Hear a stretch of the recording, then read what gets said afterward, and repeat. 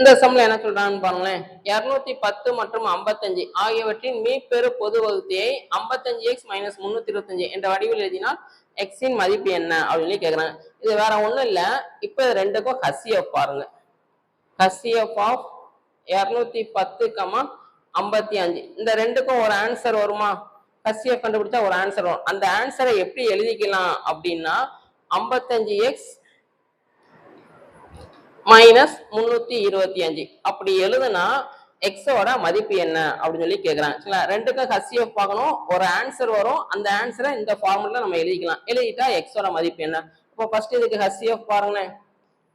210, 55 ரெண்டையும் பொதுவா எது வகுக்கும்? 5 வகுக்கும். சரிங்களா?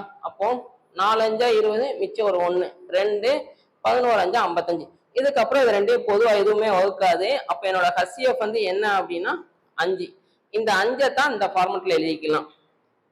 அப்ப 55x minus 325 equal to 5 minus 325 இந்த பக்கம் போனா பிளஸ் 325 ரெண்டையும் ஆட் பண்ணீங்கன்னா என்ன வரும்னா 330 வரும். சரிங்களா?